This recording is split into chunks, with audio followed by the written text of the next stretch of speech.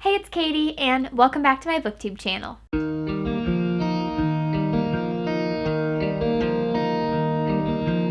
It is finally time for my April TBR, so I'll be telling you guys what books I'm hoping to read this month, and surprisingly, I've been pretty good at reading most of the books off my TBR in the previous months. I just started doing this in January, and I'm honestly kind of surprised because I'm like a mood reader, so I didn't really think I'd follow the list pretty well, but usually I read most of them, so hopefully that's the case for this month. But the first book on this list is Siegen Storm by Leigh Bardugo, and I actually also have Ruin and Rising on here as well because I'm really hoping to finish this series before the show comes out at the end of this month. I think it comes out like the 23rd, 25th, somewhere around there. So I really need to read the rest of the Grishaverse and this series specifically. And I actually did read this one already this month, so that's great. We got one down. But these are books 2 and 3 in the Shadow and Bone series, which I read Shadow and Bone in January. So if you want to hear what that's about and my thoughts on that, you can watch my January wrap-up, which I will link below. But I'm very excited to finish the series because the first book I enjoyed. I think I ended up giving it 4 stars, but there was a little something missing for me. Like, I didn't love it as much as other people did. So I was excited to read the rest of the series because I was interested to see what was going to happen next. And I ended up enjoying this book more than the first one, even though I feel like there was a lot less plot, if that makes sense. I think this one, I enjoyed the characters a lot more. Well, mostly just Nikolai, and I think they're twins. I really enjoyed them. Anyway, I'll give more of my thoughts on this book in my April wrap-up, so stay tuned for that. But I do have a Goodreads review for this, so that's also linked below if you want to check that out. But yes, I read this one. So next, I will move on to Ruin and Rising and hopefully finish this one soon because, like I said, I'm really trying to get things done before the show comes out because I feel like I need my background knowledge, so I know what I should be looking for when I watch the show, and I can see if it's a worthy TV adaptation. The next books on my TBR are the Six of Crows duology, which I don't have with me. I have them on hold at the library. So Six of Crows and Cricket Kingdom, I'm really, really excited to read them. I feel like even before I was part of the booktube community, I had heard amazing things about this series. I feel like it was even on my radar even before I knew the book community was a thing. But I'm so excited to finally read these, and perfect timing with the show coming up because if you don't know, which I feel like everybody knows what they're about, but if you don't know, they take place in the same world as Shadow and Bone. So it's sort of like a spin-off series kind of thing. I always love when authors have multiple series that take place in the same world. I always think that's really fun, especially if you love the world. And I think Shadow and Bone is such a cool world, and I love all the powers people have and all of that. So I'm very excited to get to know some different characters.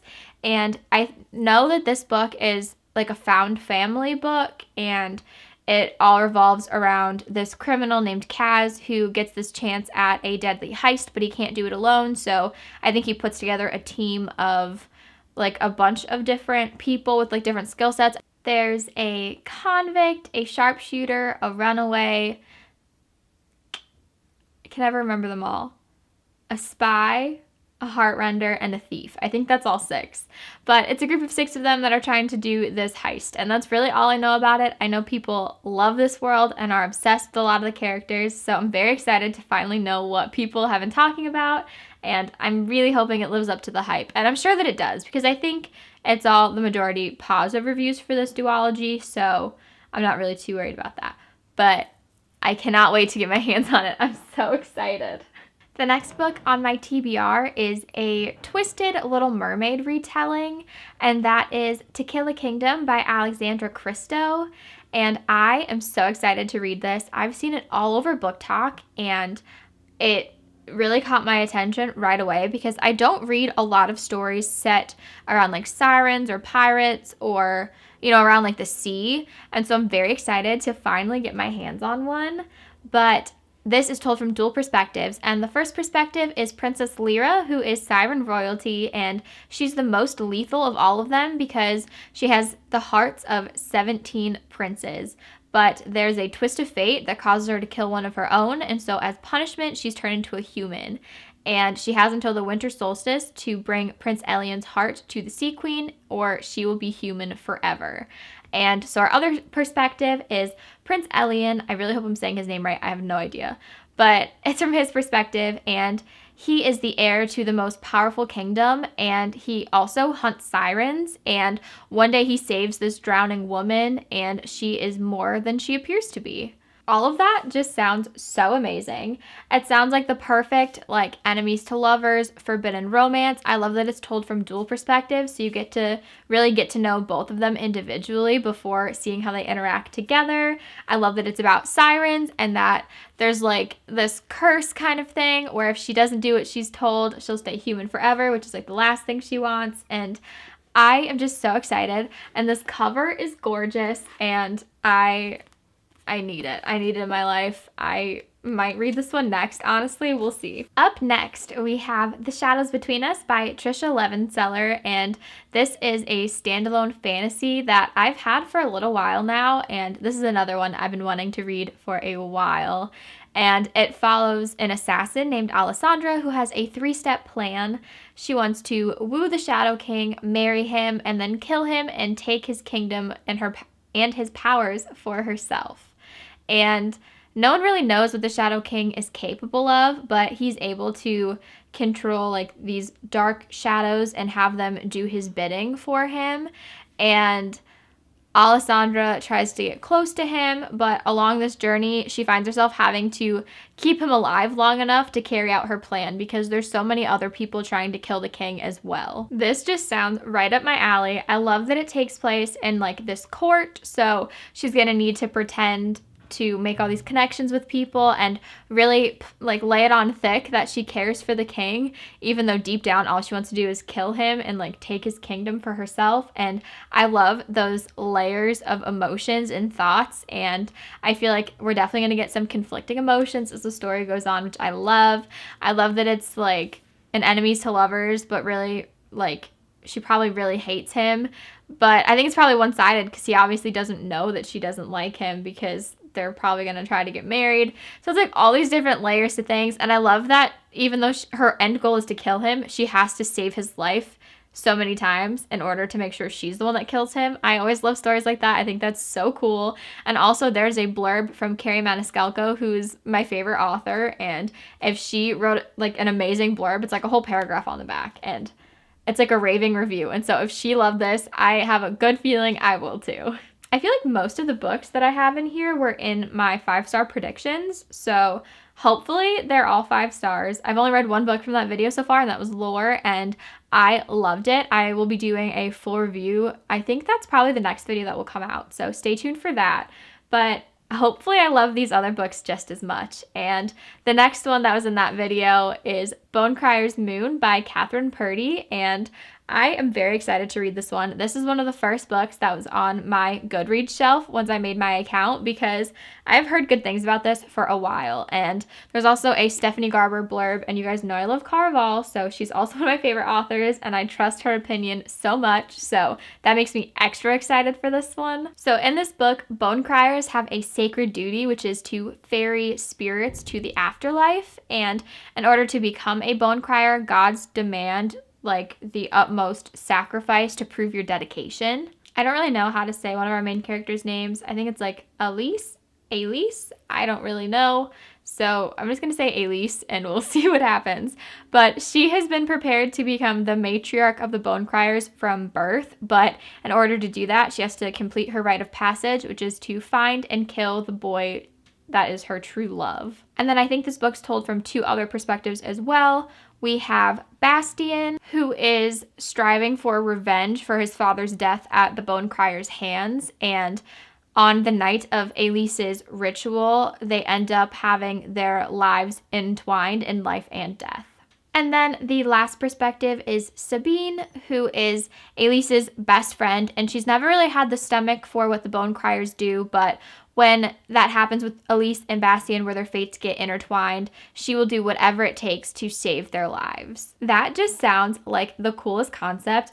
As soon as I heard about the Bone Criers in here, I was sucked in. Like, that sounds like such a cool concept for a world and these characters, and I love that it's told from 3 different perspectives, so you really get to meet a whole bunch of different characters on a different level. I prefer books told from multiple perspectives, as long as it's not like too many perspectives, but I feel like 3 is a good number, and so I'm very excited. And also they look so good together on the cover. And Bone Criers Dawn, I think, just came out, so that's perfect timing. I'll read this and I'll be able to read the new one, but I am so excited. It sounds so good. I love that their fates are intertwined. So even though he hates everything Bone Criers do, and she's always been destined to become the matriarch of the Bone Criers, they're going to be stuck together. And that's like the perfect scenario for a romance, even though she also is supposed to kill the boy she loves. It's very complicated, but I'm excited to see how it goes. I feel like this book might wreck me a little bit, so stay tuned for the April wrap-up. We'll see how this book goes. My next book that I'm really hoping to read this month is Rage and Ruin by Jennifer L. Armentrout, which is book 2 in the Harbinger series. And I read Storm and Fury last month, I think, and I really enjoyed it. I have my thoughts in my February wrap-up, which hopefully I'll remember to link below, but also on Goodreads if you wanted to check that out. But I love Jennifer L. Armentrout's writing. I remember reading the Luck series in middle school, I think, or around that time, and I was obsessed with it. It was my favorite series for a while, and since then I hadn't read any of her books, and so jumping back into her writing with Storm and Fury last month, I fell back in love with her writing. It makes me so happy, and I really enjoyed that book. I thought it was really cool because it deals with like gargoyle creatures, which I've never read about before, but also still has like angels and demons and that kind of vibe. So that was really great, and I am really into the main characters and the potential romance that's happening, and so I needed to pick up the second book as soon as possible. So that is why I have book 2 here. So hopefully I get to this one. The last few books on my April TBR are actually arcs that I'm hoping to read this month because they come out in May. So the first one is Some Girls Do by Jennifer Dugan, and this is a queer romance surrounding this elite track star who falls for this closeted bisexual teen who participates in like beauty pageants but also loves tinkering with her old car. So that sucked me in right away. Just that sentence alone was like all I needed to know that I wanted to read this. And I love that it's told from dual perspectives. So you really get to know both of the characters. As you can see, it's kind of a theme in these books. I love books from dual perspectives. They just make me so happy. So the first perspective is Morgan, who is this elite track star who is forced to switch high schools because the private Catholic school she went to found out that she was queer, and they said it was against their code of conduct, so they forced her to switch schools. She ends up meeting Ruby, who loves working on her really cool old car, but she also loves doing these beauty pageants that her mom has her do, and she is a closeted bisexual. And the two of these characters bump into each other and start to, kind of vibe and grow feelings for each other, but there's obviously some things both individually but also as a couple or as the relationship blossoms that they need to work through. So I'm very excited to see where this goes. I think there's a lot of different layers that I'm very excited to see. And I did read the first couple chapters. I got like a little sneak peek of it before reading the whole book, and I really loved it. I really loved the writing, and I am so excited to tell you guys my thoughts on this. So stay tuned for my April wrap up, and also I'll probably read it sooner than that, so you can check out my Goodreads if you want to see a review sooner. Oh, that book comes out on May 18th, by the way. So the next arc that I'm so excited to read this month is 10 Truths and a Dare by Ashley Elston, which is a companion novel to 10 Blind Dates, which I read in January, I think, and it made me smile so much. It made me so happy. That book was adorable and so fun, and I feel like it should be made into like a TV show or a movie. It's just such a great book. So if you haven't read that one, you totally should. But I'm so excited there's a companion novel, and I'm so thankful that I was able to get an arc of it. I still can't believe that happened. But this one is from Olivia's perspective, so one of the other members of the Fab Four, and she's about to graduate from high school, but there is one problem, and that is that she forgot to sign this form for PE or something, so she needs to do some volunteer work to make up the credit, but she doesn't want to tell her mom or any of her family because that's like a big deal. She might not graduate if she doesn't get this credit. And so she secretly has the other members of the Fab Four take her phone because her mom can track her phone. So that's really the main problem. Her mom thinks she's going to all these graduation parties, but really she is volunteering at this golf tournament, I think. And so she gives her phone to the other members of the Fab Four, which I'm so excited to see again.